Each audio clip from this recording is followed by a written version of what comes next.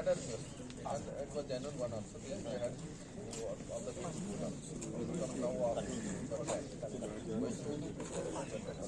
कोई भी इंसान नहीं सह सकता शून्य से नीचे और 50 से ऊपर का तापमान। शून्य से नीचे चटक जाती हैं हड्डियां, 50 से ऊपर पिघल जाती हैं मांसपेशियां। तो फिर वो लोग कौन हैं जो सियाचिन के ग्लेशियर पर -30 डिग्री में तिरंगे के तार कस रहे हैं? वो लोग कौन हैं जो बाड़मेर के रेगिस्तान में 52 डिग्री में ठहाके मार के हंस रहे हैं? ऐसी जाबाजियां हाड़ मास के पुतले में कहां इसके हैं? कोई और सबूत चाहिए? आप लोगों ने सैन्य सेवा के दौरान कठिन और दुर्गम क्षेत्रों में कार्य करके देश की सेवा की है। और यही नहीं, युग बड़ी तेजी से बदल रहा है। इस बदलते भारत में एक्स सर्विसमैन के योगदान को नकारा नहीं जा सकता। आज जम्मू कश्मीर में जो भी परिवर्तन हो रहा है, जम्मू कश्मीर विकास के पथ पर जो अग्रसर है, इसमें जम्मू कश्मीर के एक्स सर्विसमैन की भूमिका। धन्यवाद। आज के मुख्य अतिथि ब्रिगेडियर जोश heavy sir, relationship manager defence banking Jammu and Kashmir. मेरे साथ आज रामबन ब्रांच से, जो आपकी लोकल ब्रांच है, यहाँ से हमारे ऑफिसर आए हुए हैं, साथ में स्टाफ आया हुआ है आपकी हेल्प के लिए। यहाँ पे अगर आपका स्टेट बैंक ऑफ इंडिया में खाता है, पेंशनर्स यहाँ पे जो हमारे आते हैं, सभी का SBI में खाता है कि डिफरेंट कई और बैंक्स में भी खाता है? SBI में है, ठीक है। तो देखिए, ऐसा है कि स्टेट बैंक ऑफ इंडिया में जो आपका खाता रहता है, 2-4 बातें, जो 2-4 बिंदु हैं जिनके ऊपर मैं प्रकाश डालना चाहूंगा। जो हम देखते हैं, आपकी पेंशन, आपको कॉल आता है उनकी फैमिली से कॉल आता है कि इस तरह से कहीं हम जा रहे थे और दुर्घटना हो गई है, हम हॉस्पिटल में है, मेरा मोबाइल भी वहां पे छूट गया, मैं किसी के मोबाइल से कॉल कर रही हूं, उनकी बेटी का कॉल था, मैं हॉस्पिटल से कॉल कर रही हूं आपको, तो प्लीज ये हॉस्पिटल में इमरजेंसी कंडीशन है, ये पैसा इस बैंक, इनके खाते में ट्रांसफर कर दीजिए ताकि इनका ट्रीटमेंट स्टार्ट हो सके। तो उन्होंने पैसा ट्रांसफर कर दिया। जब पैसा ट्रांसफर किया तो उन्होंने उसके बाद कॉल किया घर में अपने, और यहाँ बेटी के नंबर पे कॉल करने की कोशिश की, तो पता चला वो उनकी बेटी ने कॉल उनको किया ही नहीं था। ये वॉइस क्लोनिंग, आजकल वॉइस क्लोनिंग तक कर रहे हैं, फेस क्लोनिंग, आपको वीडियो कॉल करके बोलेंगे, वॉइस क्लोन करके उन्होंने उनको कॉल किया और उनको बोला कि इस तरह से पैसा ट्रांसफर कर दे, तो उन्होंने पैसा ट्रांसफर कर दिया और उनके साथ फ्रॉड हो गया। तो कहने का मतलब यही है कि थोड़ा सा बैंकिंग सरल तो हो गई है, आपके हाथ में खुद बैंकिंग आ गई है, बट आप एहतियात रखें, थोड़ा सा सतर्क रहें, थोड़ा जानकार बने। RBI भी यही कहता है, सतर्क रहें, जानकार बने। अगर इस तरह का इंसिडेंस कभी किसी के साथ हो जाए, कोई फ्रॉडलेंट कॉल करके आपसे पैसा या किसी तरह से आपको मैसेज करके आपका पैसा निकाल लेता है, तुरंत 1930 फ्रॉड सेल का नंबर है, 1930, ये लिख लेंगे अगर तो अच्छा रहेगा। 1930, क्योंकि ये जानकारी आप किसी अपने साथी को भी दे सकते हैं जिसके साथ अगर इस तरह का इंसिडेंस हो गया है, ठीक है। तो ना करें, उसको संभाल के रखें। जब ये यूजर नेम और पासवर्ड आपके पास मिल जाएगा, उसके बाद आपको आपकी वो लॉगिन क्रिएट आईडी हो जाएगी, जिसके अंदर आपकी सारी डिटेल्स, आपकी सर्विस डिटेल्स, आपकी बैंक डिटेल्स, फैमिली डिटेल्स, सब कुछ अवेलेबल होगी वहां पर। तो कृपया करके ये यूजर नेम और पासवर्ड अपने पास सेफ रखें, ये किसी को भी नहीं बताना। जैसे OTP होता है, OTP 1 टाइम पासवर्ड है, ये आपका परमानेंट यूजर नेम और पासवर्ड है, ये आप किसी के साथ भी साझा ना करें, क्योंकि आजकल जैसे हमारे SBI मैनेजर साहब ने बताया, आजकल फ्रॉड बहुत इजीली हो रहे हैं। तो आपका कब बैंक के अकाउंट की डिटेल्स निकल जाएंगी, कब अकाउंट नंबर चेंज हो जाएगा, कुछ पता भी नहीं लगेगा, और वो पेंशन किसी और के अकाउंट में ट्रांसफर हो जाएगी। दूसरी चीज ध्यान में रखने वाली इससे रिलेटेड क्या है कि जब आप अपना user name ID password create करवा लेते हैं, उसको आपको सेव भी रखना है, और फिर आपको एनुअल आइडेंटिफिकेशन भी देनी है। एनुअल आइडेंटिफिकेशन के बारे में सबको पता है। एनुअल आइडेंटिफिकेशन जब जब एक सैनिक, आज ही के दिन में आप लोगों को, क्योंकि वेटरन्स डे के उपलक्ष्य में ही हम लोग मिले हुए हैं, तो आप लोगों को बहुत बहुत मुबारक हो वेटरन्स डे की। वेटरन्स डे के दिन हमारे पास प्रोग्राम है गवर्नर हाउस में भी, तो यहाँ से तो मेरा ख्याल आप लोगों के लिए थोड़ा दूर हो जाएगा, उधमपुर तक हमने बसें लगाई हैं। गवर्नर साहब ने बुलाया हुआ वेटरन्स को, हमारी वीर नारीज को, वो सुबह अगर यहाँ से फिर भी कोई इंटरेस्टेड है, लिस्टिंग कल चलेगी, कोई है तो हम कोशिश कर सकते हैं। गवर्नर साहब के घर पे है 10:30 बजे 11 बजे प्रोग्राम है, तो यहाँ से थोड़ा दूर हो जाएगा सुबह सुबह पहुंचना। बसेस स्टेट गवर्नमेंट दे रही है, जहाँ जहाँ जरूरत थी हमने बसेस, उधमपुर में भी एक बस लग रही है, तो वहां से लोग जो है वो जाएंगे। गवर्नर साहब खुद इंटरेक्ट कर रहे हैं एक्स सर्विसमैन के साथ और वीर नारीज के साथ। तो आप लोगों को बहुत बहुत मुबारक हो अपने वेटरन्स डे का, और हम आभारी हैं स्पेशली सेक्टर कमांडर साहब और कमांडर साहब जिन्होंने हम लोगों को भी मौका दिया आप लोगों के साथ रूबरू होने का।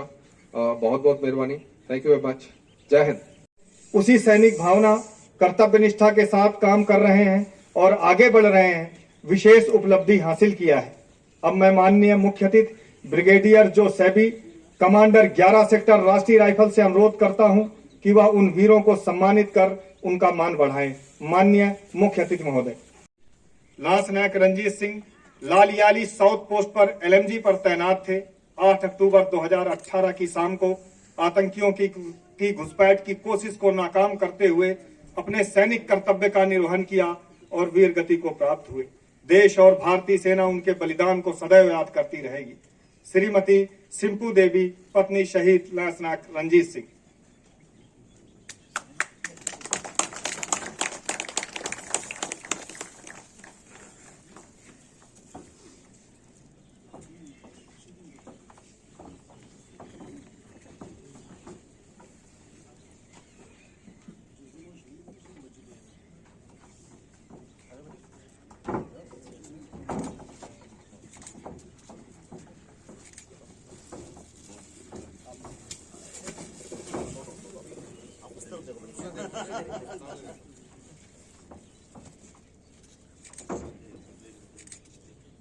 यह गाथा है दुनिया के सबसे ऊंचे युद्ध क्षेत्र सियाचिन ग्लेशियर की, जहां सैनिक की वीरता हथियारों से ज्यादा मायने रखती है। सूबेदार जागीर सिंह साहब की पेरेंट यूनिट 8 जैकलाई थी। सन 1984 के पूर्व सियाचिन ग्लेशियर की सबसे ऊंची चोटी पर पाकिस्तान का कब्जा था, जिसका नाम कैद पोस्ट था। अगस्त 1984 में भारतीय सेना एक ऑपरेशन प्लान करती है जिसका नाम था ऑपरेशन राजीव, जिसके कमांडर थे नायब सूबेदार बाना सिंह साहब, और लक्ष्य था कैद पोस्ट को अपने कब्जे में लेना। उसी टुकड़ी का हिस्सा थे उस समय सिपाही जागीर सिंह। 3 दिन घमासान लड़ाई होने के बाद 8 जैकलाई की टुकड़ी ने उस पोस्ट पर कब्जा किया। इसके लिए नायब सूबेदार बाना सिंह साहब को परमवीर चक्र से सम्मानित किया गया। उस कैद पोस्ट को नाम दिया गया बाना पोस्ट।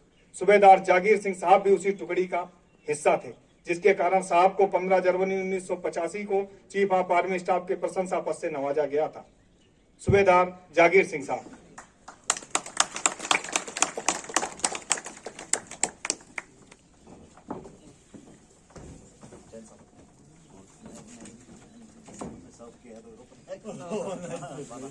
बहुत बार गया हूँ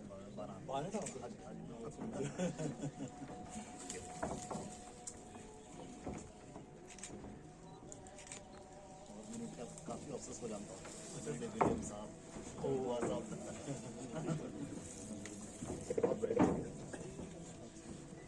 आप रहते कहाँ साहब?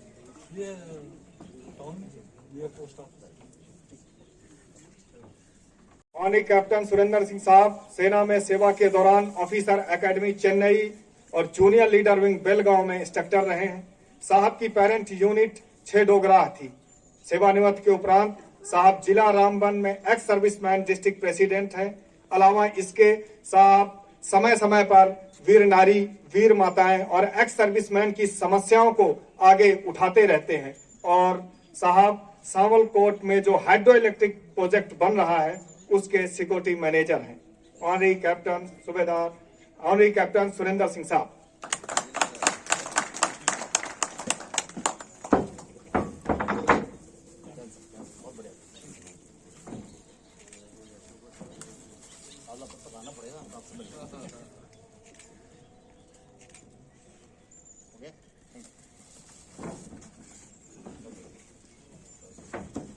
नायक असलम भट्ट।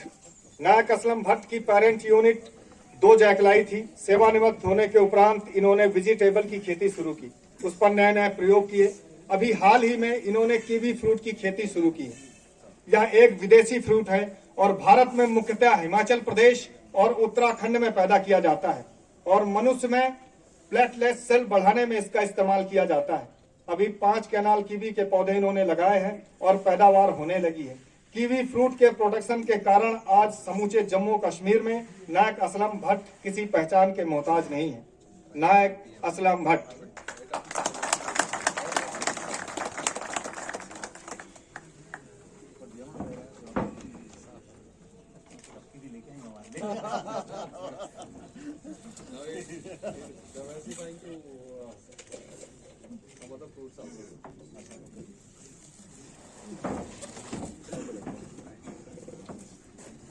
नायक खुर्शीद शहरावत। नायक तालियन थी। आप 2015 में सेवानिवृत्त हुए और 2018 में खड़ी एरिया के सरपंच चयनित हुए। उसके बाद आप लगातार मानव कल्याण के कामों में बढ़ चढ़कर भाग लेते रहे।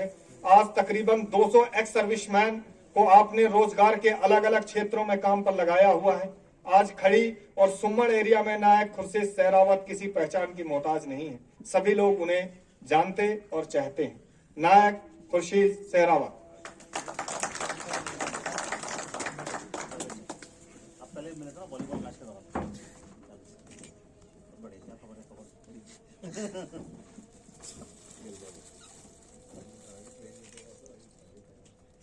ट्रेन जा रही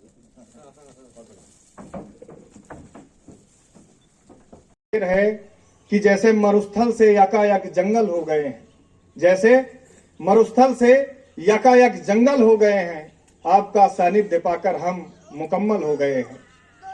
तुम्हारे आने की प्रतीक्षा हमने कई दिनों से की है। आपके आने की प्रतीक्षा हमने कई दिनों से की है।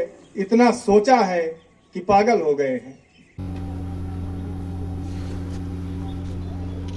आज जहाँ पे हम लोग एकत्रित हुए हैं, 23 RR बटालियन ने ये प्रोग्राम रखा था एक्स सर्विसमैन के लिए, जिसमें हमारे सेक्टर कमांडर साहब भी प्रेजेंट थे। बेसिकली वेटरन्स डे 14 जनवरी को आता है, तो उसी के उपलक्ष्य में ये प्रोग्राम था, क्योंकि 14 जनवरी को प्रोग्राम और भी हैं। गवर्नर साहब ने भी बुला रखा है एक्स सर्विसमैन को। तो आज का दिन चुना गया था जहाँ पे वेटरन्स डे सेलिब्रेशन के लिए, जिसमें हमारे 23 RR CO और सेक्टर कमांडर दोनों की तरफ से जो टीए बटालियन टीए कंपनी के अंदर लोकेशन में ये प्रोग्राम हो रहा है। इस प्रोग्राम में जो हमारे SBI के जो थे रिप्रेजेंटेटिव, उनके जो जनरल मैनेजर हैं, जो डिफेंस पेंशन के साथ डील कर रहे हैं, उन्होंने बड़े एलेबोरेट तरीके से, बड़े गहराई के साथ हमारे एक्स सर्विसमैन और जो विडो जो आई हुई थी उनको बताया कि क्या क्या बेनिफिट्स हैं उनके लिए डिफेंस अकाउंट में, DSP अकाउंट में। और सेम उसके साथ हमारे पास ECSH से रेप आया हुआ था, जिसने डिटेल में इनको बताया कि ECSH का कार्ड किस तरह से रिन्यू करना है, क्या बनना है, उसके बेनिफिट क्या क्या हैं, किस तरह से करना है। साथ ही साथ उसने स्पर्श के बारे में अवगत कराया इन सब लोगों को। उसके बाद मेरी टीम आ रखी है, मैं जिला सैनिक वेलफेयर अफसर हूँ उधमपुर और रामबन का। हमारी टीम आ रखी है जहाँ पे हम लोगों ने उनको बताया सारे जो इनके लिए बेनिफिट्स जो लागू हैं, जो सुविधाएं इनके लिए लागू हैं, किस तरह से उसको क्लेम किया जा सकता है, क्या क्या फ़ायदे हैं और किस तरह से वो इनको आगे लेके चला जा सकता है। इसी मौके पे यहाँ सेक्टर कमांडर साहब ने जो हमारी वीर नारी थी, जहाँ हमारे वीर सैनिक जो बड़ा अच्छा काम कर रहे हैं कहीं अपने अपने फील्ड्स में, उनको उत्साहित करने के लिए उनको पुरस्कृत भी किया उनको। और सभी जो हमारे वीर सैनिक आ रखे हैं, जितने भी हमारे सैनिक, पूर्व सैनिक और उनकी फैमिलीज़, उनको धन्यवाद करते हुए सेक्टर कमांडर साहब ने उन लोगों को हमेशा के लिए उनके लिए तत्पर रहने के लिए, उनके लिए काम करने के लिए और उनकी सुविधाओं के लिए जो भी सुविधाएं उनको चाहिए उसको उनके लिए जहां पे मौजूद कराने के लिए उन्होंने प्रॉमिस किया। और उन्होंने उन लोगों के साथ ये भी एक वादा लेने की कोशिश करी उन लोगों के साथ कि वो हमेशा हमारे साथ और अपनी देश के साथ बने रहें और लोगों को मोटिवेट करें, ताकि हमारा जम्मू और कश्मीर एक खुशहाल प्रदेश बन सके। बताना चाहूँगा, मैं सूबेदार major ordinary captain Surendra Singh, district president district Ramban ex सर्विसमैनों का। ये जो आज प्रोग्राम हुआ, ये वेटरन्स डे के उपलक्ष्य में प्रोग्राम किया गया, जिसे 23 RR और 11 सेक्टर ने मिलजुल करके किया। इसके लिए हम 23 RR और 11 सेक्टर का धन्यवाद करते हैं। इसके बीच में हमें यहाँ पे हमारे तकरीबन काफ़ी वीर नारी, माताएँ और हमारे एक्स सर्विसमैन आए, जहाँ पे इनको जागृति मिली कि हमारे क्या क्या बेनिफिट्स हैं हमें क्या क्या CSH के बारे में और हमारे जिला सैनिक बोर्ड उधमपुर के जो रह पाए उन्होंने बताया, स्पर्श के बारे में जो माइग्रेट हुए उनके बारे में बताया।